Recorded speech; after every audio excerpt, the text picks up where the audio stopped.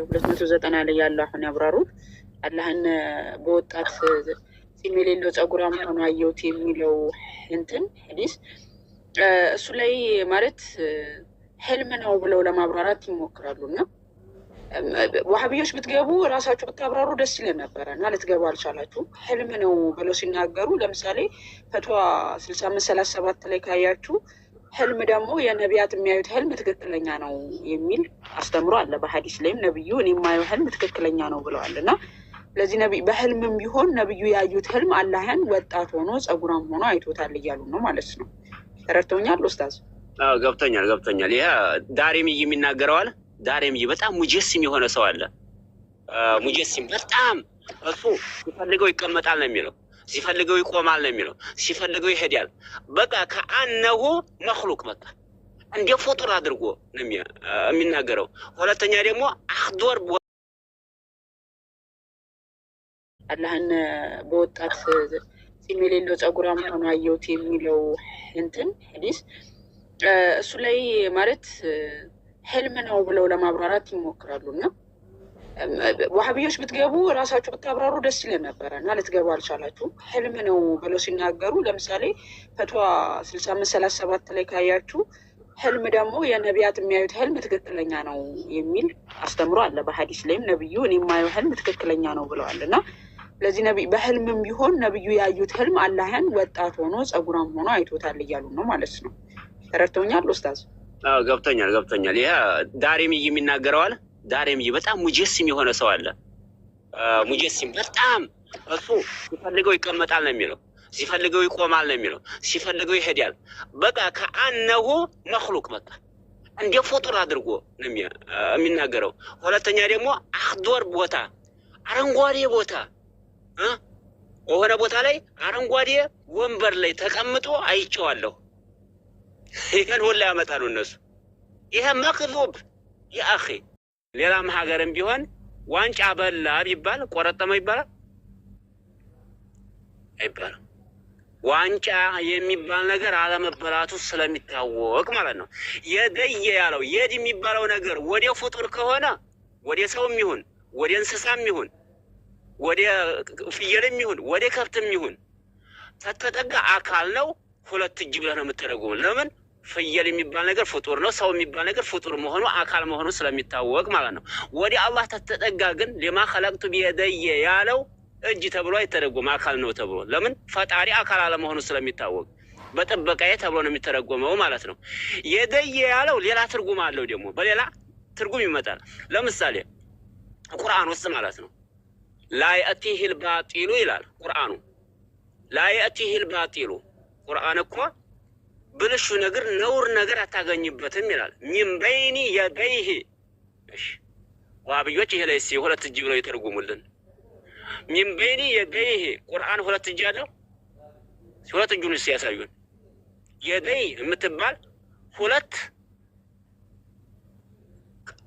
አካል ክፍል አለው ማለትን የሚያጠራጥር አለ። ይሄ ቃል ያጠራጥራል አይደለ?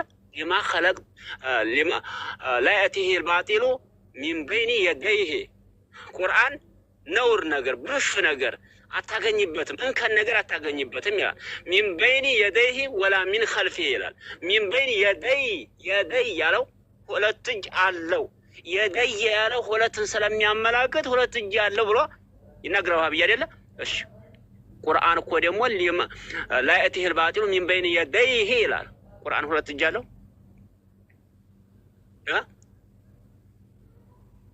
እሺ ሲያሳዩ ሁለት ቁርአን ሁለት እጅ አለው፣ ሁለቱን እጅ ሲያሳዩ። ስለዚህ የደይ የሚባለው ከአንድ በላይ ትርጉም አለው ማለት ነው። ሚን በይኒ የደይሂ ማለት ባለፈም ወደፊትም ቁርአን እንከን ነውር አንድ ነገር አታገኝበትም ማለት ነው።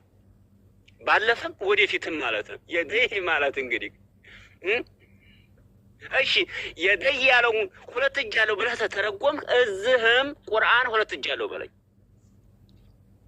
መቼም በሽተኛ ካልሆነ በስተቀር ቁርአን ሁለት እጅ አለው አይደል? አንተ ይባላል። አይ አንተ አለኝ ሁለት እጁን አሳየኝ እስኪ። እሺ ኡስታዝ መጥቻለሁ። በጣም ይቅርታ። እሺ መርሐባ ሐዲሱን እያሳየው ነበርና ኔትወርክ አቋርጦኝ ነው። አስወጥቶኝ ሳይሆን ኔትወርክ አቋርጦኝ ነው ጋይስ። ምንድነው በዚህ ሐዲስ መሰረት አሁን እሺን እግር የሚለውን ጭማሪ ምናምን ስለተባለ በዚህ ሐዲስ ላይ ያላችሁን መልከታ ማወቅ ስለፈለኩኝ ነው። እና እዚህ ሐዲስ ላይ ነብዩ በሰሒህ ቡኻሪ 7439 ላይ ማለት ነው አላህ ሽኑን ይገልጣል፣ እግሩን ይገልጣል፣ ከዛም አማኝ ይሰግዱለታል ብሏልና በዚህ ሐዲስ መሰረት አላህ እግር እንዳለው ሐዲሱም ይናገራል። ይሄ ሺን የሚለው እግር የሚለው ቁርአን ላይ ብቻ ሳይሆን በነብዩ ንግግር እናገኘዋለን ለማለት ፈልጌ ነው። ቁርአን ላይ ጭማሪ ከሆነ ሐዲሱም ላይ ተጨምሮበት ነው ወይ? ጭማሪ እኮ አላልንም እኮ እሱን አሁን ጭማሪ አላልኩም፣ ትርጉሙ ነው ያልኩኝ። አሁን አማኞች ይሰግዳሉ፣ አማኝ ያልሆኑ ሰዎች ቀጥ ብለው ይቀራሉ። መቼ የውመ ዩክሸፉ አንሳቅ ማለት አብዱላህ ኢብኑ አባስ የሚባሉት የነብያችን ያጎታቸው ልጅ ሱሐቢዩ አይሽደት العمر የቂያማ ቀን ስቃው ችግሩ በተባባሰ ጊዜ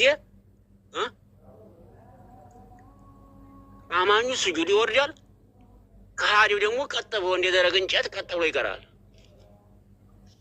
ይህን ጊዜ ባጢል ላይ መሆናቸውን ይገነዘባሉ። የዛን ጊዜ በስቃው በችግሩ ጊዜ የዛን ጊዜ ሙስሊሞች ውጪ ያሉት ከሃዲያኖች ያ አምላክ የሚሉት አምላክ እንዳልሆነ ትክክለኛ የያዙት ትክክለኛ ሃይማኖት እንዳልሆነ ይገነዘባሉ። መቼ የውመ ዩክሸፉ አንሳቅ ነገ የቂያማ ቀን ስቃይና ችግሩ በተባባሰ ጊዜ ማለት ነው እንጂ እግር ያለው ላይ አማርኛው ላይ ነው እኮ እኛ ችግራችን። ቀደም ያለውንማ ተቀብለነዋል እኮ ትርጉሙ ነው፣ ቃል ፈቹ ነው። እግር እያልክ ለይሰ ከምስል ፍጡሩን አይመስልም ብለህ እግር እየሰጠኸው የአካል ክፍል እየሰጠኸው እንዴት ነው ፍጡሩን አይመስልም ማለት ነው? በነገራችን መካከል ዋሃብዮች የብቻ አይደለም ነው። ጅራት አለው ይላሉ። ይሄን ተው አንተ። ጅራት አለው፣ ቂጥ አለው ይቀመጣል፣ እግር አለው፣ ጣት አለው ለእግሩ፣ እጅ አለው ለእጁ፣ ጣት አለው፣ ፊት አለው። ጭንቅላት ብቻ ነው እንግዲህ ያሰጡ ጭንቅላት ካለ ጭንቅላት ፊት እንግዲህ ልብ በሉ። ጭንቅላት አለው። ጭንቅላት ላይ ያሉትን የስሜት ሐዋሶችን ይሰጣሉ። አይን ይሰጣሉ፣ አፍንጫ ይሰጣሉ፣ አፍ ይሰጣሉ፣ ምላስ ይሰጣሉ፣ ጆሮ ይሰጣሉ። ታይሁን ሁላ ደምረህ ከዛ በኋላ ፍጡሩን አይመስልም ማለት ምን ማለት ነው?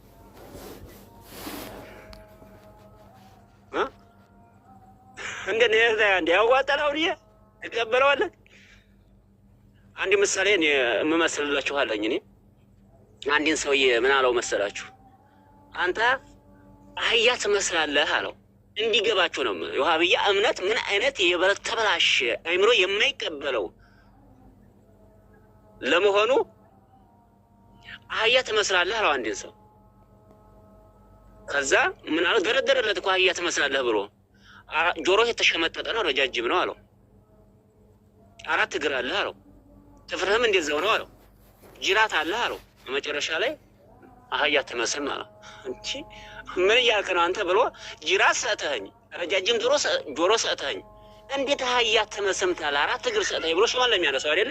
ወሃብያም አደምን ይመስላል ብለው አላህ ተክለቁመና አለው ተክለቁመናው የአላህ የአደምን ይመስላል ብሎ ከዛ አደም 2 እጅ እንዳለው 2 እጅ አለው ብሎ አፍ አለው ብሎ አይን አለው ብሎ ጥርስ አለው ይስቃል ብሎ አፍ አለው በምላስ ስለሚናገረው ብሎ በቋንቋ በፊደል ነው። ይሄን ሁሉ ሰጥቶ እግር ሳይቀር ሰጥቶ ባስ ሳይቀር ሰጥቶ መቀመጫ ሰጥቶ ቦታ ሰጥቶ ከዛ በኋላ ፍጡሩን አይመስልም ይከበረዋል። ይሄን ምን እያልከረው ነው የሚለው አይደለ?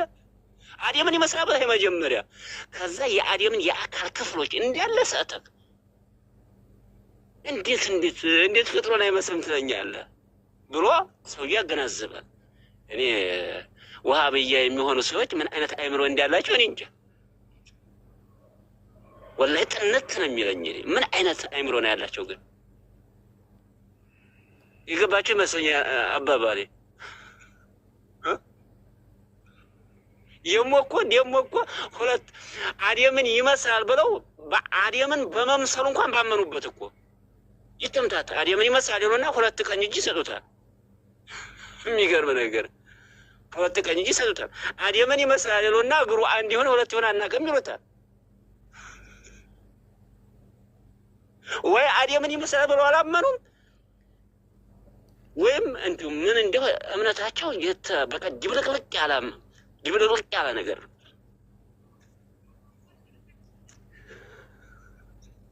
ዋህብያ መሆን እኮ ውርደት ነው እውነቱ። እሺ አብቅቻለሁኝ። እሺ ያው ከተፈቀደልኝ ጥያቄ ልድገም መሰለኝ እና ስለ ሩህል ቅዱስ ማወቅ ፈልጌ ነበረ። ለምሳሌ በሱረቱል ተሕሪም ምዕራፍ 66 ቁጥር 12 ላይ ያው ስለ አላህ ዋሃብዮች ገብተው የእነሱን የአላህን መረዳት ቢያስረዱኝ ደስ ይለኝ ነበረ። ያው የእርሱን አስረድተውኛል። ዋሃብዮች ደግሞ አላህ እግር አለው እጅ አለው። በነገራችን መካከል መድረኩ ከፍት ነው። ዋሃብያ ገብቶ መናገር ይችላል። እኔ ወላሂ እያልኳቸው መድረኩ የማንም መድረክ ነው፣ መናገር ይችላል። እውቀት ካለው እምነት የትክክለኛ ነው፣ አላፍርበትም ጀነት የሚያስገባኝ ነው ብሎ አምኖበት ከሆነ መቶ መናገር ይችላል። ግዴታ ነው ማለመስራቸው ገብተው ማስረዳት አለባቸው። ለምን የእኛን እምነት ስታስረዳቸው የእነሱን እምነት እንዲያስረዷቸው ስለሚፈልጉ አንድ አይነት ነን፣ ምንድን የተለየ ነው እኮ አይነት ጥያቄ ነው ይዟቸው። ስለዚህ አቶ ነጋሽ ሙራድ ይኸው መጥተው ያስረዱ፣ ቤቱ ክፍት ነው።